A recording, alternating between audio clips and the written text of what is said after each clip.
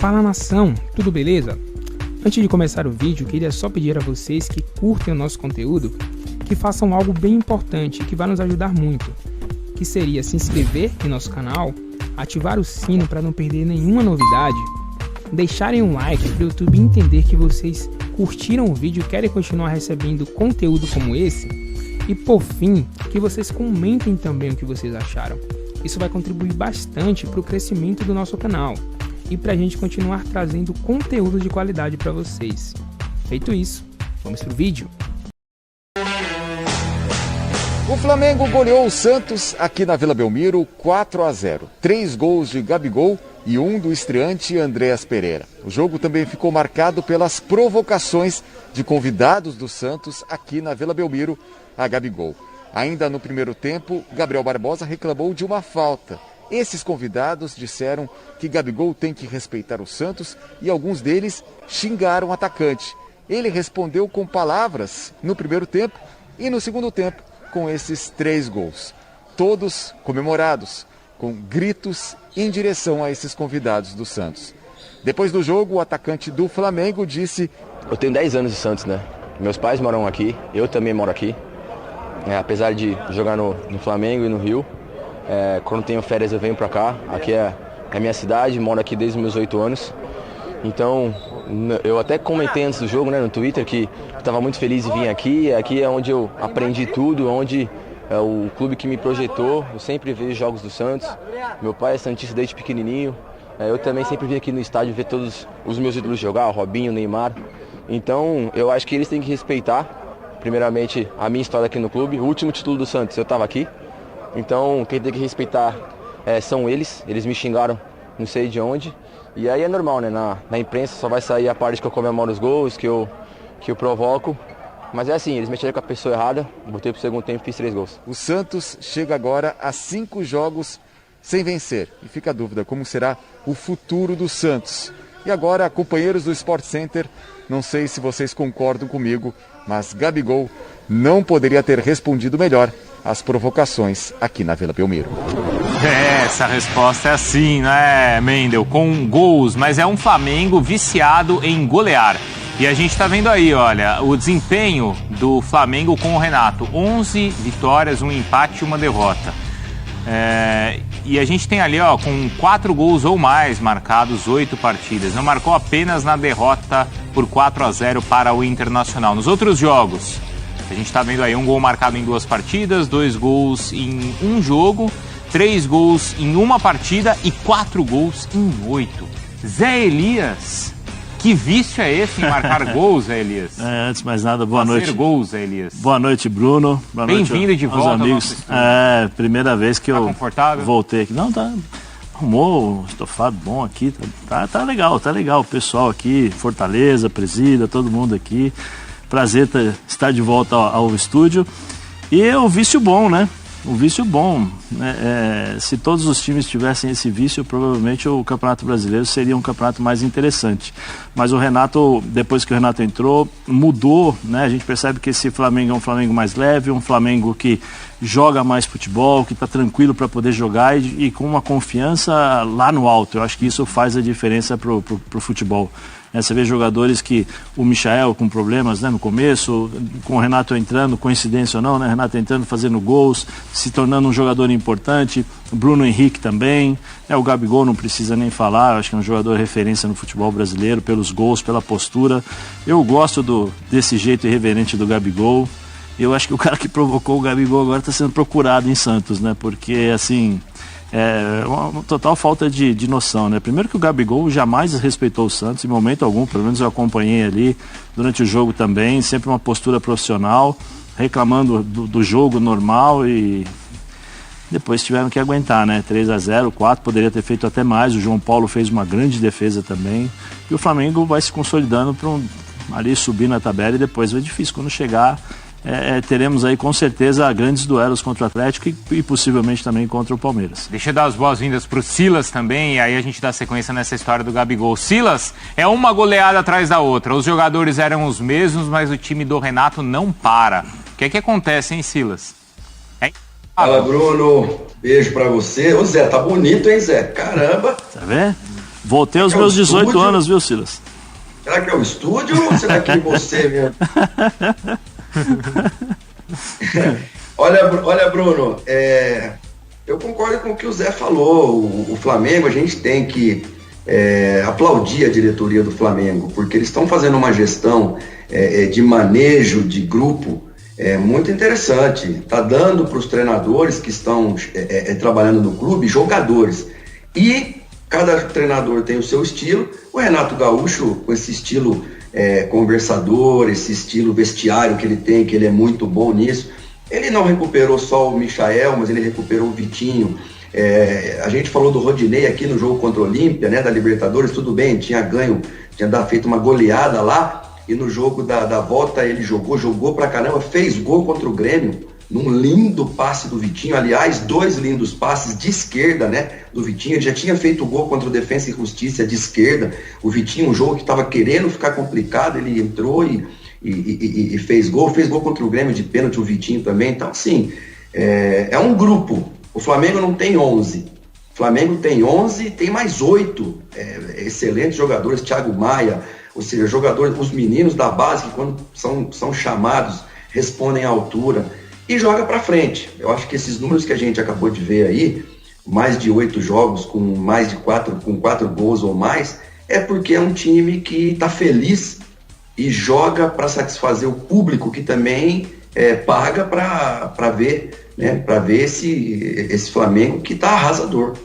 Ver de novo o que aconteceu aí nessa discussão entre Gabigol, como o Mendel Bidlovski contou pra gente, o Gabigol respondeu com gols, certo? Mas vamos ver o que rolou lá na Vila.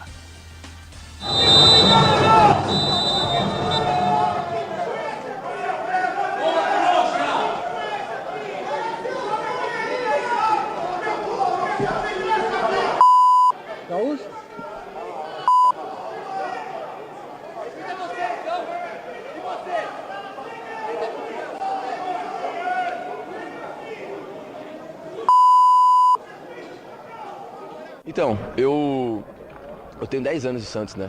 Meus pais moram aqui, eu também moro aqui. Apesar de jogar no Flamengo e no Rio, quando tenho férias eu venho pra cá. Aqui é a minha cidade, moro aqui desde meus 8 anos. Então, eu até comentei antes do jogo, né, no Twitter, que estava muito feliz em vir aqui. Aqui é onde eu aprendi tudo, onde é o clube que me projetou. Eu sempre vejo jogos do Santos. Meu pai é santista desde pequenininho. Eu também sempre vim aqui no estádio ver todos os meus ídolos jogar, o Robinho, o Neymar. Então, eu acho que eles têm que respeitar, primeiramente, a minha história aqui no clube. O último título do Santos, eu estava aqui. Então, quem tem que respeitar são eles. Eles me xingaram, não sei de onde. E aí é normal, né? Na imprensa só vai sair a parte que eu comemoro os gols, que eu provoco. Mas é assim, eles mexeram com a pessoa errada, botei pro segundo tempo e fiz 3 gols. É impressionante a regularidade do Gabigol. Ele tem 27 jogos, 27 como titular e tem 27 gols. Então ele tem 1 gol por jogo nessa temporada, tá? E assim, dividido direitinho ali em cada competição também. Aí a gente tem as assistências e 1 minuto também participações aí para participar de cada gol, né? A cada 70 minutos ele participa de 1 gol. Ô Zé, eu vou ser bem sincero. Pra mim, só tem uma coisa errada nessa história aí. Não tem que ter torcedor no estádio. Pra mim, não tem que ter, ou tá liberado. Não, a princípio não. A princípio não, então beleza, não pode ter torcedor no estádio. A partir do momento que for liberado o torcedor no estádio, o torcedor vai provocar e o atacante que tiver competência vai responder com 1 gol. Agora, pode ou não pode ter torcedor no estádio? A princípio não, né? A princípio não. Mas assim, primeiro que é natural, acho que o Gabigol já está acostumado com esse tipo de provocação, onde ele vai, claro. Existem as pessoas que provocam, as pessoas que o aplaudem e que provocam também. Mas, sabe, Bruno, isso aí é a questão do estádio, né? Quando você não tem torcedor, justamente quando é proibido e ao mesmo tempo tem e possibilitam esse tipo de situação, o jogador está sujeito a escutar qualquer coisa. Sim. Né? Então sim. O jogador tem que ter o equilíbrio, às vezes emocional. O Gabigol, ainda bem que foi no finalzinho do jogo, voltou pro vestiário, voltou mordido, né? Falou assim, agora eu vou mostrar pro pessoal. E aí ele acabou realmente mostrando a condição que tem. Mas Quantas vezes nós já vimos isso? Não tem torcedor, mas tem convidados, tem um monte de coisa, tem gente que é o que faz o controle do cara crachá e quando tá jogando ele vai lá e assiste o jogo. Sim. Infelizmente no Brasil existem algumas coisas que a gente não pode confiar 100% e a gente tem visto isso em vários estádios, gente. Constante. O Gustavo Berton acabou de contar o que aconteceu em Caxias, no jogo do Juventude. Então é o seguinte, tem gente entrando lá que não tem que estar lá. Sim. Ou você vai se comportar ali como, não sei se você é dirigente, se você é uma pessoa autorizada, tá? Mas não um torcedor. Mas posso falar uma coisa, Bruno? O jogador de futebol, eu acho que assim, tem um lado do Gabigol que se revoltou e eu acho que é mais justamente por essa identificação que ele tem com o Santos, pelo período que ele viveu lá. Eu acho que ele sentiu mais por esse lado. Mas o jogador já está acostumado com isso. Não, mas por isso eu acho que tá tudo certo. O jogador e o Gabigol teve frieza. O Gabigol não teria tido frieza se ele tivesse, sei lá, sido expulso.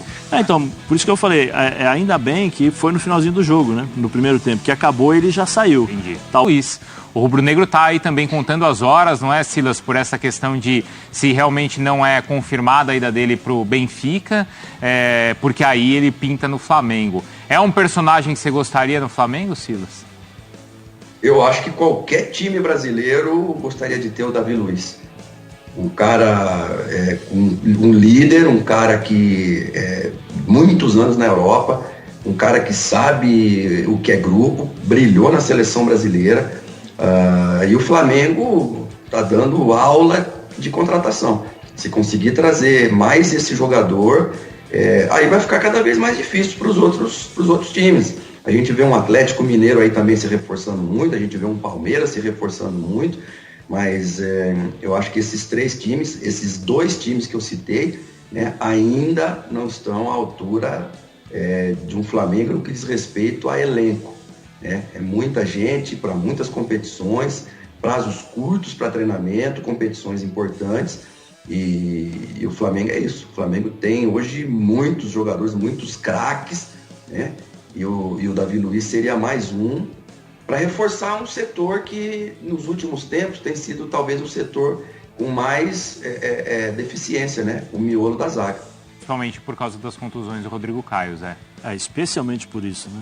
Acho que especialmente por isso. Pela liderança que o Rodrigo Caio tem na zaga, não só na questão de posicionamento, mas a postura dele, né? A postura dele dentro de campo já faz com que os jogadores que estão jogando ao seu lado já mudem em termos de concentração, em termos de posicionamento. Ele é um jogador rápido, então ele tem a condição de, mesmo às vezes chegando um pouquinho, se posicionando um pouquinho mal, ele tem a capacidade de recuperação na fase de cobertura. Então ele é um bom jogador e isso o Flamengo sente falta, porque o Gustavo agora com o Renato melhorou bastante, o Léo também melhorou bastante, mas mesmo assim ainda as pessoas, os torcedores ainda sentem um pouco essa insegurança da zaga do Flamengo.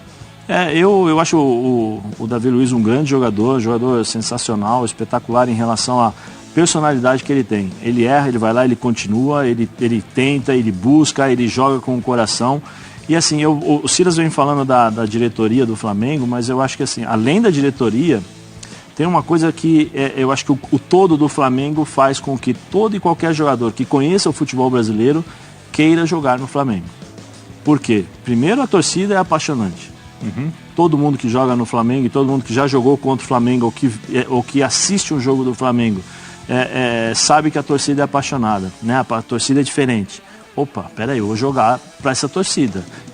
Eu quero me tornar ídolo dessa torcida. Depois você tem a torcida. Você tem um time que é considerado favorito em qualquer campeonato que joga na América do Sul, né? E é um time que joga futebol. Você fala, opa, peraí. Voltar ao Brasil, depois de tanto tempo, num time que me dá a possibilidade de jogar na maior torcida do Brasil e, ao mesmo tempo, títulos. Isso é fundamental para quem... Você acha que o Renato atrai? Também. Vou trabalhar com o Renato? Também. O Renato, Bruno, o Renato só se faz, pelo amor de Deus, não me entendam mal, o Renato só se faz de personagem, mas de forma inteligente, porque ele no trabalho, no dia a dia, é um cara inteligente. Ele vivenciou tudo isso que essas pessoas estão vivenciando, que esses jogadores estão vivenciando, ele vivenciou com o Grêmio. E na época, o Renato era neném, perto dos jogadores que existiam no Grêmio. né? Então, assim, toda essa convivência, toda essa experiência que ele teve ao longo de jogador, ele consegue fazer uma leitura exatamente de como pensa o Gabigol, qual as consequências de eu tirá-lo de determinada maneira, como eu vou fazer para substituí-lo, como é que eu vou posicionar o meu meio-campo, como eu vou ganhar o Michael que estava mal, o Vitinho, vem cá, pô, acredito em você, joga. Tudo isso faz parte do pacote. Diego, Felipe Luiz. Isso, tudo isso faz parte. Então o Renato traz para ele o personagem Renato Gaúcho, quando na verdade esse personagem é super inteligente, porque ele aproveita a experiência a seu favor, né? A gente está falando em estrelas, então, aqui no futebol brasileiro, e olha, tem mais uma que está realmente chegando e essa está muito perto de voltar. Adivinha quem é?